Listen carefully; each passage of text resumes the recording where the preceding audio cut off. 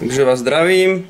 Dneska sa rýchlo sa pozrieme na výmenu oleja a potom si rozoberieme a zložíme a prečistíme karburátor. Takže začneme tým olejom veľmi z rýchlika. To znamená, že olej by sa mal meniť každých 600 km.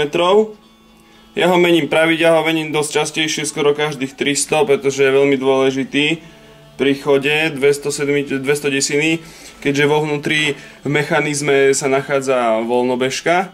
Máme tu 3 typy oleja, ako vidíte. Tento prvý je v podstate z motoru, ktorý nebol používaný skoro 4 roky a predtým nebol vymenený tiež nejakú dlhšiu dobu. Vidíme, že má dosť hnedú farbu. Pre nás automechanikov hovoríme, že v podstate je to taký kakaový olej. Keď toto vylejete z motora, doporučuje sa to rozobrať a celé to prečistiť, alebo to aspoň dvakrát prepláchnúť čistým olejom, pretože to už je úplne najvyšší level znečistenia oleja. Potom tu máme klasický olej, už použitý, špinavý, po 600 km a takto vyzerá čistý olej, ktorý lejeme do prevodovky. Čo sa týka konzistencie oleja, odporúčam do prevodovky dávať samozrejme prevodovkový olej, ale z môjho pohľadu čo najredší, pretože sa vám aj v chladnejšom počasí rýchlejšie ako keby rozfrca v tej prevodovke a v podstate neostane vám vysieť voľnobežka. Ak budete používať nejaký hustejší olej, môže sa stať, že sa vám z voľnobežky tam usadí alebo vám stečie. A pri rýchlom naštartovaní, ak budete sa niekam ponáhľať, vám môžu ostať visieť valčeky vo voľnobežke. Odporúčam teda čo najredší olej a vymeniať ho v podstate aspoň každých 600 km, ako je doporučené. Princíp výmeny oleja úplne jednoducho, nebudeme si to ukazovať, iba vám ukážem na kamere, čo vlastne treba spraviť.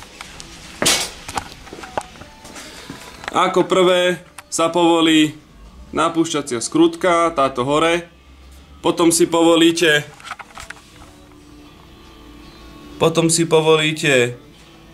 vypúšťaciu skrutku, ktorá je vlastne tu dole, v ktorej vám vytečie olej. Najlepšie by bolo, keby vám vytečie, to je táto skrutka, keby vám vytečie aspoň pol deci oleja, to znamená, že by tam nemala byť nejaká väčšia porucha. A potom tu ešte vidíme skrutku na kontrolu oleja, ktorá je táto. Tu ja nepoužívam, pretože do babety 200 desiny sa leje v podstate 0,8 deci, takže si to vypustíte. Pod touto spodnou vypúšťacou skrutkou by mala byť buď fibrová podložka alebo nejaký gumený okrúžok. Pod touto hornou je tiež fibrová podložka. Tu by som moc nenahradzoval okrúžkom, tady sa nemá v podstate čo stať. Takže si vypustíme olej cez ten spodný, prečistíme šroubu, zašroubujeme spodný a potom zase nalejeme 0,8 deci oleja do tohto vrchného. Olej máme vymenený.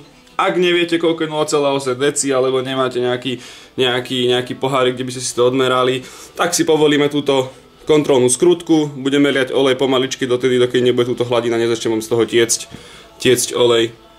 Zašroubujete, naštartujete, necháte ohriať, nech sa olej všade dostane a olej máte vymenený. Nič zložitého, dôležitá je v podstate len ako keby vlastne len ten interval je najdôležitejší, takže keď ho budete dodržiavať, nemá sa čo stať. Dobre, teraz sa pozrieme na karburátor z 200 desiny. Máme tu dva typy karburátora, ten novší, čo v podstate po väčšine na ňo všetci prechádzajú. Je to klasický Delorto karburátor. A potom tu máme samozrejme originál babejťacký karburátor, čo je IKO. Presný typ teda neviem. Jednoducho, niektorí ho rozoberajú, dáte si dole z motoru, buď si ho dáte aj s kolenom dole. Ja ho mám tuto v podstate ako taký, čo mám náhradný, takže ja ho mám bez kolena. Buď si dáte aj s kolenom dole z motoru, alebo bez kolena, to už je jedno. Pozrieme sa najprv na saciu časť, ktorá je táto, kde sanie ide v podstate z vrchu a ide v podstate cez tú nasávaciu časť do motora. Popri tom si povieme o princípe karburátora. Takže zhoním tú saciu časť.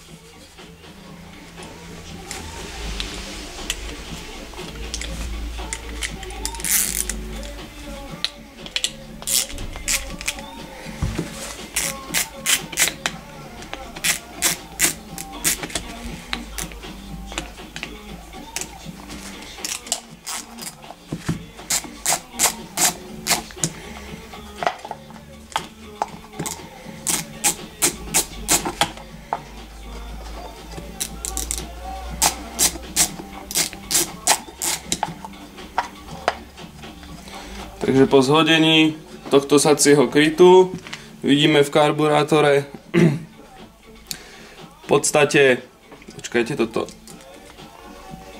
dám späť, čiže v podstate vidíte túto klapku, ktorá je vlastne sytič. Tej si vysvetlíme tiež princíp a tuto vidíme v podstate ako keby nejaké sacie potruby, odkiaľ sa ten vzduch dostáva donútra do toho karburátora. Princíp je úplne jednoduchý. Karburátor funguje na takom princípe, že vám cez túto saciu dierku saje vzduch.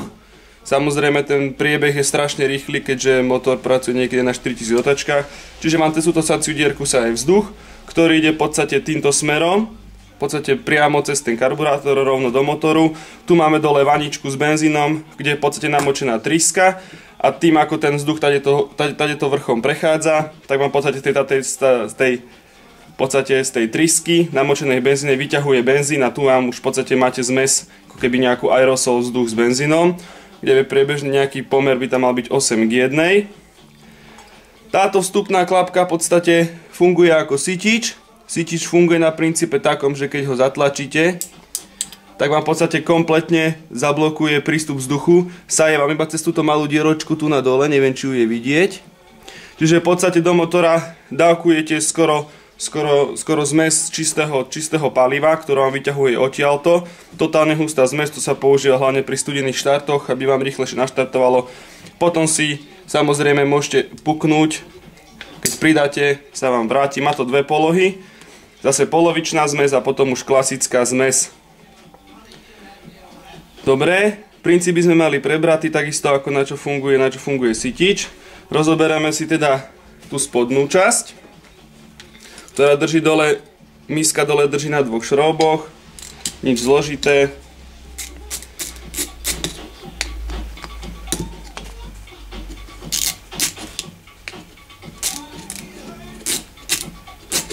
Ešte pri tom saní, v podstate, ak niekto nechce Dell'Orto karburátor alebo nemá finančné prostriedky na ňo, dajú sa tam robiť všelijaké úpravy, najčastejšie úpravy. V podstate môžete použiť tzv. Lievikový efekt, kde na toto sanie v podstate môžete vytvoriť ako keby nejaký lievik takého tvaru, že z toho najširšieho priemeru do toho najúžšieho do toho sania, najlepšie keď je to priamy. Navrch dáte nejakú punčochu a v tom prípade sa uplatní Bernoulliho rovnica, kde v podstate neplatí len pri kvapalinách, ale aj pri plynoch, kde keď zužujete úžinu, ktorou keď vlastne zužujete priemer, kade vám prechádza vzduch, v podstate zvyšujete rýchlosť toho vzduchu, čiže budete mať v podstate lepší prietok vzduchu, pôjde to rýchlejšie. Samozrejme zvýšite tým hlučnosť toho karburátora a samozrejme trošku aj spotrebu. Či to niečo pomôže? Pravdepodobne asi áno, pretože veľa ľudí to už majstruje, už som to niekde videl. Podľa mňa lepšia možnosť je použiť Dell'Orto karburátor. Zhodíme si misku.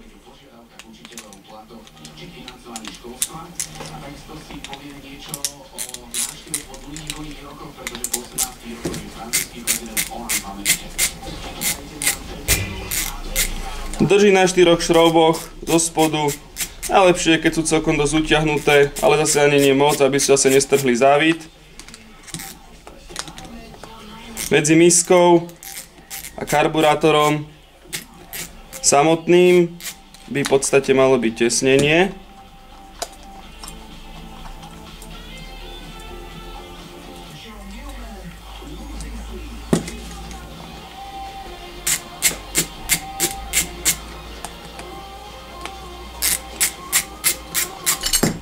Dobre, misku máme dole, miska vyzerá nejako takto. Pod miskou uvidíme najdôležitejšie časti, to znamená plavák, ktorý v podstate slúži na to, aby nám reguloval množstvo paliva v samotnej miske karburátora. Potom máme hlavnú trysku, to je táto veľká, a voľnobežnú trysku. Tu dole pod tým máme v podstate ihlový ventil, ten si tiež rozobereme. Pozrieme sa ešte na misku. V podstate tu treba čistiť tiež každých 600 až 800 km, keďže je z kovu, usadzujú sa v nej tzv. Také riasy zelené, keď to rozoberete. Ten benzín s tým olejom, to je v podstate najväčší maglajs, takže keď dlho nebudete jazdiť, bude sa vám tam usadzovať. Treba to času na čas prečistiť, aby ste nemali nejaké nečistoty potom v karburátore, aby ste nemali nejaké problémy. Takisto zlepšuje to aj chod motora, pokiaľ nemáte špinavú tú misku, pretože tie nečistoty sa usadzujú na spodu tej misky. A tá hlavná tryska v podstate ťahá totálne zo samého spodku z tohto valčeka v podstate to palivo. Ako si zhodíme plavák, vidíme tu, že tu je len na takom malinkom pantiku, takže ten malý pantik len vyklepeme takto jednoducho von. Pohráme sa s tým, nestratiť ho, ťažko sa zháňa, to vám ho samotne nepredá. Zhodíme si plavák, tu je totižto ale uchytený ten ihlový ventil, takže opatrne. A uvidíme ihlový ventil, ktorý slúži tak, že cez túto v podstate vstupnú šrobu vám tečie palivo donútra, cez ten ihlový ventil. Keď sa vám miska naplní, v podstate plavák zatlačí na vrch, lebo je v podstate prázdny, je vzduchom, takže ho natlačí donútra. Ihlový ventil sa zatvorí a palivo prestane tiecť. Keď zase vysaje, keď môjdete na motore, zase vysaje tá tryska a voľnobežná niektoré kus paliva, zase ten plávačik padne kus dole, ihlový ventil sa otvorí, zase vám z nádrže natečie benzín do tej myštičky.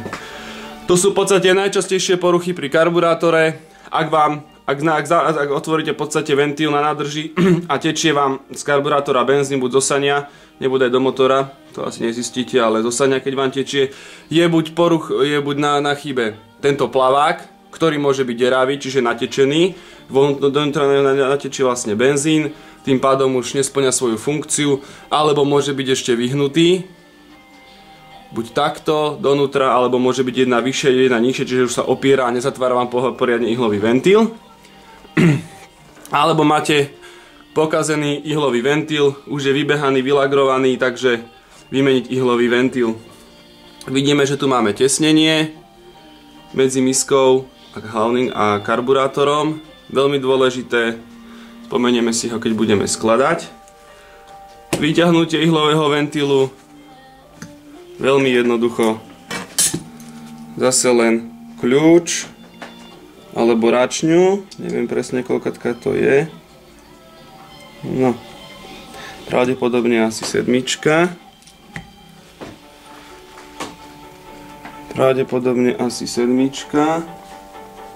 Ale nemám tu nadstavec na šroubovák, takže moment.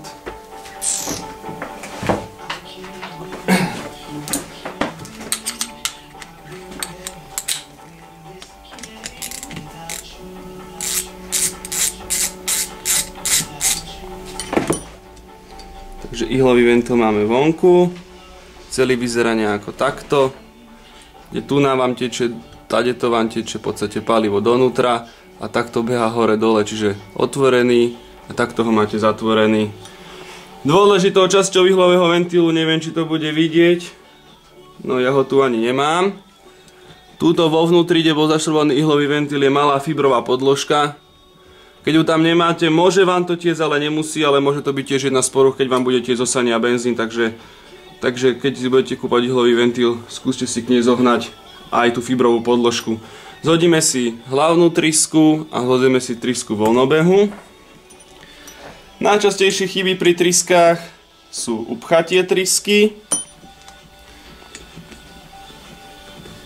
Ako zistíte na ceste, že máte upchatú trysku? Úplne jednoducho. Vyhodíte sviečku, ak zistíte, že vám pekne hádže vám pekne iskru, takže v elektrike chyba nebude. Vyťahnete si odtiaľto hadičku, pustíte si ventil, ak vám pekne tečie benzín do karburátora, tam tiež chyba nebude, čiže benzín vám do karburátora ide, elektrika vám ide. a nahodíte, keď sa strašne snažíte nahodiť babetu a spraví iba, že vyhodia otáčky a hneď padne dole, tak pravdepodobne bude upchatá hlavná tryska. A hlavná tryska vyzerá nejako takto. Vo vnútri je pidi dieročka. Ak je upchatá hlavná tryska asi ďaleko od domova, jednoduchá vychytávka, ako sa dostanete domov. Každý babeťak vie, že keď ste už 200 metrov od domu, už je to problém tlačiť alebo šlapať, nebodaj ešte do kopca na babete. Jednoduchý grip na to je taký, že máte upchatú hlavnú trysku. Samozrejme na ceste karburátor nerozoberáme. Zaťahneme úplne na doraz voľnobežnú trysku. Teda tým pádom budeme fungovať nie teraz cez hlavnú trysku, ale na celú cestu budeme fungovať cez voľnobežnú trysku. Vidíme, že voľnobežná tryska je o mnoho menšia ako hlavná tryska, takže keď dotiahnete úplne voľnobežnú trysku a naštartujete babetu, babeta by mala celkom ísť, samozrejme pod plynom. Chýba vlastne. Ten kompromis je v tom, že keď budete mať hlavnú trysku, nebudete mať taký, či budete fungovať cez voľnobežnú trysku, je taký, že v podstate je tam o mnoho menší prietok paliva, takže nemôžete dať nemôžete pridať úplne plnú dávku vzduchu, pretože by vám babeta zdochla. Dá sa pridávať iba tak do pol až do 3/4 plynu, ale podľa mňa na 3/4 plynu domov dojdete, potom si rozoberete karburátor, vyčistíte hlavnú trysku. Keď ju vyťahneme, pozrite sa do svetla cez ňu, ak budete vidieť, že tá dieročka není pekne čistá, čo neviem, či je vidieť, máte tam nejakú nečistotu, vyfúkame kompresorom z tejto strany, aby sme nezatlačali tú nečistotu ešte hlbšie do tej trysky. Z tejto strany nasadíme kompresor, poriadne vyfúkame, prepláchame v techničaku, keď tak prejdeme zubnou kefkou. Túto vrchnú časť nech je pekná čistá. Neprepichujeme trysku ani ihlou, ani špendlíkom, ani ničím podobným. Takisto voľnobežná tryska. Zhodíme si voľnobežnú trysku.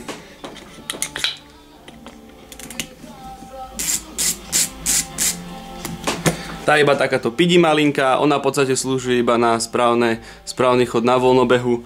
Keď pridáte plyn, v podstate dostáva sa do činnosti hlavná tryska. Keď máme takto celý komplet rozobratý karburátor, ja rozoberám ešte aj tento sací šrobiček. Je dôležité, že medzi ním sú dve fibrové podložky, jedna je na tejto strane, druhá je na tejto strane. Ja si to vždy tiež rozoberiem, poriadne si to prečistím, tiež v tom bývajú nečistoty. Takisto si rozoberám aj skrutku v podstate nastavenia voľnobehu a takisto si rozoberám aj skrutku nastavenia zmesi paliva. Poriadne všetko vyplachám vždy v techničaku, poriadne si to prečistím. Najdôležitejšie sú samozrejme tá miska, aby bola čistúčka, takisto aby ste trysky nemali upchaté, keď to budete skladať opäť späť. Takýmto spôsobom, keď si to všetko rozoberete, prečistiť poriadne. Takisto túto časť poriadne prečistiť, nech tam nemáte nečistoty, vidíte, že to je celé špinavé. A ideme zase opäť skladať.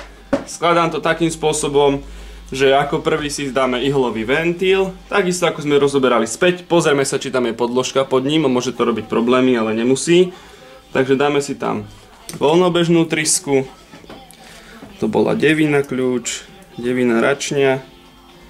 S tým ihlovým ventilom dosť opatrne, lebo ihlový ventil je dosť krehká záležitosť, ale veľmi dôležitá. Takže dotiahneme si tam ihlový ventil. Dotiahneme si ihlový ventil.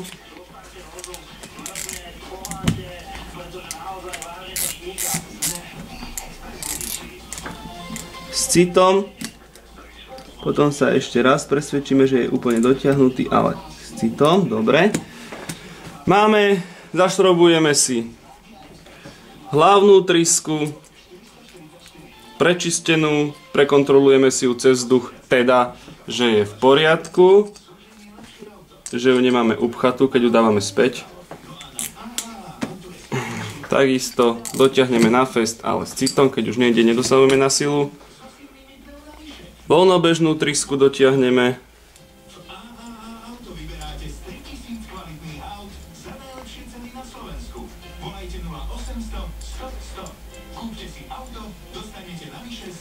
Tak. Ten má veľmi jemný závit, tiež opatrne. Tak. No a teraz môžeme tam dať plavák. Zoberieme si plaváčik. Takto, aby ste to videli. Zoberieme si plavák, ten malinký pántik. Plaváčik musíme zachytiť do toho ihlového ventílu. Plaváčik musíme zachytiť do toho ihlového ventílu, aby tam bol pekne zachytený, aby tým ihlovým ventílom mohol posúvať. Strčíme si pántik donútra.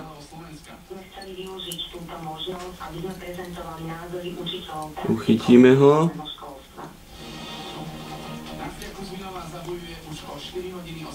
Tak, dobre. Ten máme. Potom môžeme skladať už tú misku. Prekontrolujeme si, že či máme uchytený plaváčik. Keď takto s ním zahrkáme, že či otvára a zatvára ihlový ventil. Samozrejme, musí tam ísť tesnenie. Odporúčam trošku prejsť ho vazelínkou, tak hodinku predtým, ako on sa trošku nacíca, zmekne. Vazelínka neprepúšťa kvapaliny, takže vám to nebude toľko podtekať. Dáme si tam misku karburátora a samozrejme dotiahneme 4 šrouby.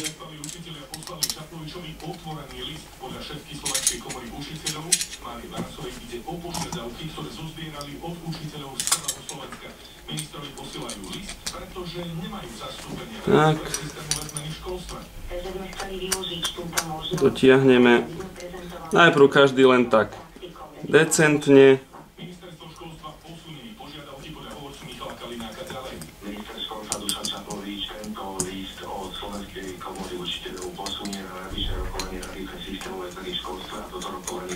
A potom dotiahneme na fest, koľko pôjde.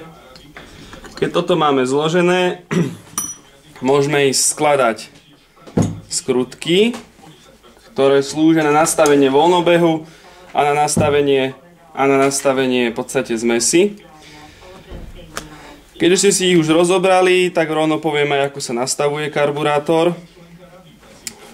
Táto vrchná skrutka, v podstate táto, budeme z boku pracovať. Táto vrchná skrutka v podstate funguje na nastavenie voľnobežných otáčok. To je táto. Majú rozdielny závit, takže ich v podstate nepomýlite. Táto vrchná slúži na nastavenie voľnobežných otáčok, táto spodná slúži na nastavenie zmesi paliva, ktorého ide do motora. Princíp nastavenia v podstate voľnobehu je taký, že najprv si ju dotiahnete tak akorát. To je jedno, zistíte, keď naštartujete motor, či sa moc točí alebo nie. Naštartujete motor, necháte ho ohriať na pracovnú teplotu okolo 80-90 stupňov a až potom nastavujeme voľnobežný chod motora. Nastavíme ho tak, aby motor bežal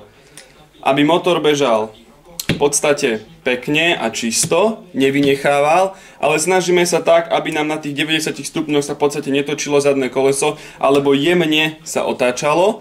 Keď zase opäť necháte schladnúť motor a naštartujete ho, tak zadné koleso sa bude v podstate dosť rýchlo točiť, ale tým, ako sa bude vám zvyšovať teplota toho motora, tie otáčky budú padať a pri tej pracovnej teplote budete ich mať nastavené tak akurát. Zložitejšie je nastavenie zmesi paliva, ktoré už vyžaduje trošku trpezlivosti.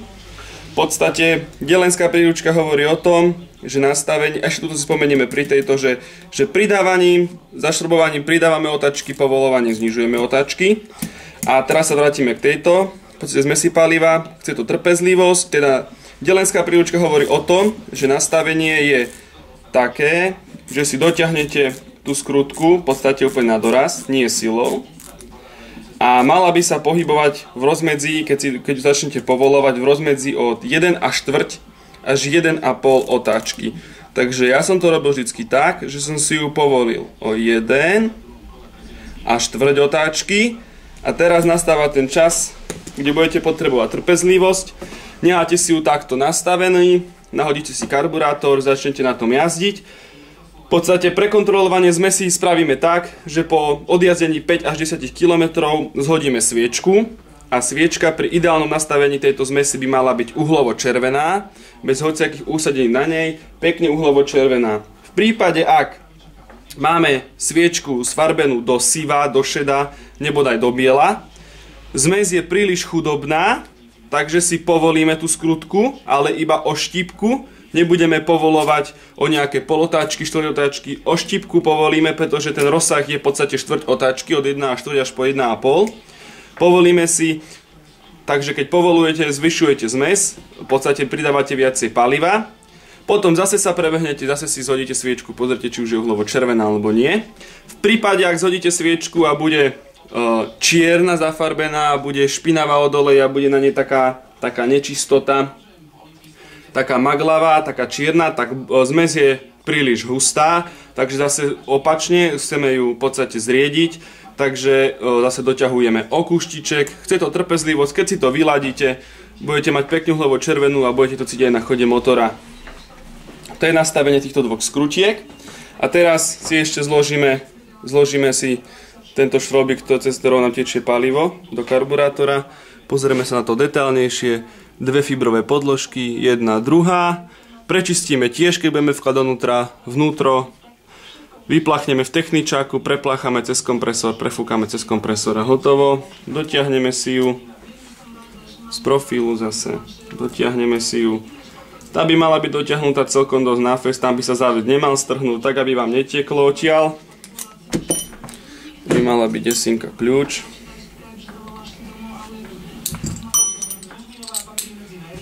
Takže takýmto spôsobom si môžete prečistiť karburátor, takisto nastaviť.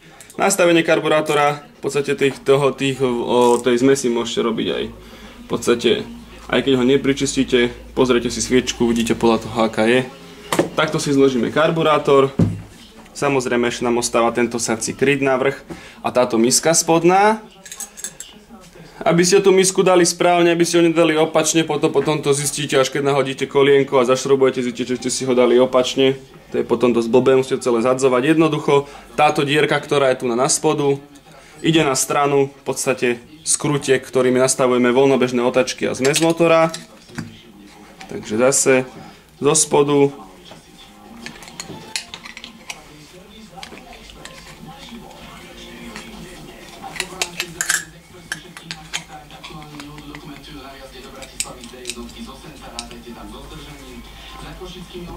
Takisto dokumentujú nehodu v smere do Vidoviec, dopravu tam riadi polícia. Pozor pre Zavadským smere z Dolných Vestenicí odstavený pokazený kamión. Skrýtny kamión, ten je pre zmenu na R3 za Tvrdošínom smere do Trstenej, cesta je neprejazdná. Dotiahneme na fest. Tak. Hodíme si už len tento sací kryt.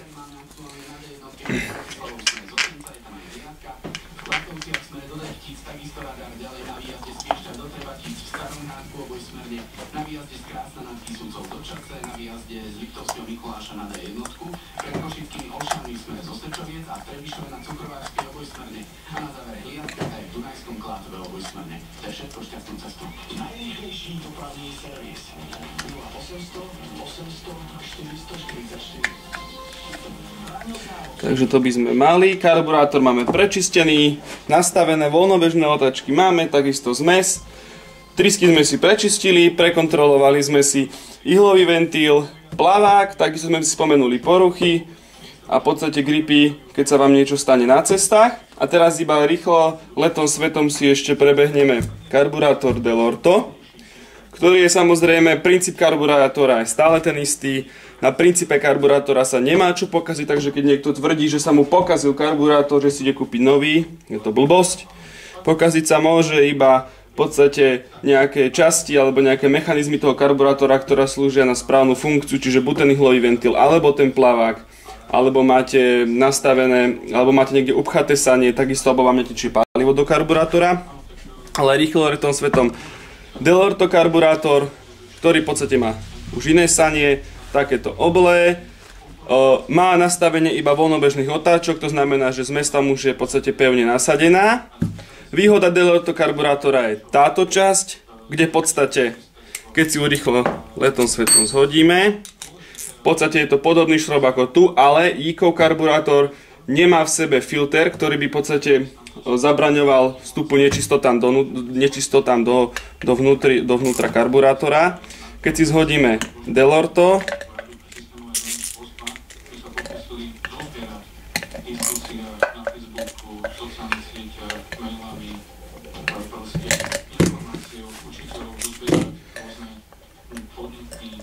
zhodíme si Delorto karburátor, v podstate tuto, vidíme, že tam je filter proti nečistotám, je veľmi jemný, týmto pádom sa Delorto karburátor dostáva do popredia ikova.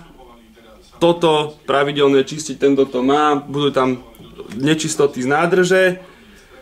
Keď vám nedoteká palivo, to zistíte takým spôsobom aj pri ikove, ešte tam môže byť jeden druh poruchy, tým pádom, že idete, máte pridaný plný plyn, idete stále z kopca, alebo idete po rovene, dlhší čas na plnom plyne a zrazu z ničoho nič začne babeta vynechávať.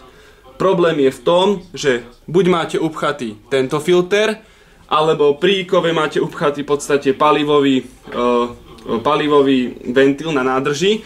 To je vlastne spôsobené tým, že vám začne vynechávať, že keď máte dlhšie pridaný plný plyn, ten odber toho benzínu je veľmi rýchly, tým pádom aj ihlový ventil je otvorený, ale to palivo nestíha dotekať do tej misky, takže ten prietok paliva je veľmi pomalý. Zistíte to tak, že toto bude buď špinavé na Delorte, alebo zistíte to tak, že máte nahodený karburátor, vyťahnete si hadičku odtiaľto z tohto šrobíku, otvoríte si palivový ventil a z tej hadičky musí ten benzín v podstate sa liať. Nesmie kvapkať ani ísť nejako pomalinky, musí sa v podstate doslova liať. Toto je výhoda teda Delorta, že ešte má aj tu na takéto palivové sítko. A ešte jedna obrovská výhoda Delorta je tá, toto zašrobujeme späť, je tá, že miska Delorta je v podstate už z plastu. To znamená, že nezanecháva, není v podstate na nej, neusádza sa na tom plaste toľké množstvo tých nečistot, takisto sa netvoria ani riasy. A keď si zhodíte túto misku, je tam úplne ten istý princíp, len s tou zmenou, že v podstate vo vnútri je už aj plastový plavák, čiže na tom sa už tiež neusadzujú nejaké nečistoty, takisto je spoľahlivejší, je menšia šanca, že by sa prederavil. To je Delorto, ktoré má ešte takéto sanie, podobné, není vôbec podobné s babetou, to znamená aj o mnoho kratšie, navrhnuté tak, aby ten prietok vzduchu bol čo najrýchlejší a najefektívnejší. Samozrejme je tam trošku vyššia hlučnosť ako pri tomto karburátore, keďže tu nájde sanie cez celú kostru, v podstate naokolo a cez filter. Sanie ešte môže byť pri ikove problém so saním, to znamená, keď babeta nechce ísť do otáčok alebo ju drhne, alebo je nejaký väčší problém, v podstate môže byť, tu máte takú gumičku na vrchu, ktorá je spojená s kostrou, tak keď je trošku pritlačená, privretá, je tam malý prietok vzduchu, tu treba pozrieť a keď nebude ani tam problém a všetko bude fungovať ako má, ešte si pozrieme v podstate tú drátenku, ktorá je vo filtri v podstate v babete, ktorá takisto môže byť upchatá, už zanesená a ten prietok vzduchu není taký rýchly a babeta nechce ísť do otáčok, alebo nemá v podstate výkon. To by bolo všetko o karburátoroch a takisto aj o výmene oleja, ktorú sme si spomenuli na začiatku a na budúce si pozrieme ešte neviem čo, asi možno, že elektriku, niečo také v takom zmysle. Povieme si o výkonoch jednotlivých jadier a povieme si aj o tom, ako v podstate dosiahnuť väčší výkon týchto jadier alebo vyššie napätie a podobne. Takže sa majte.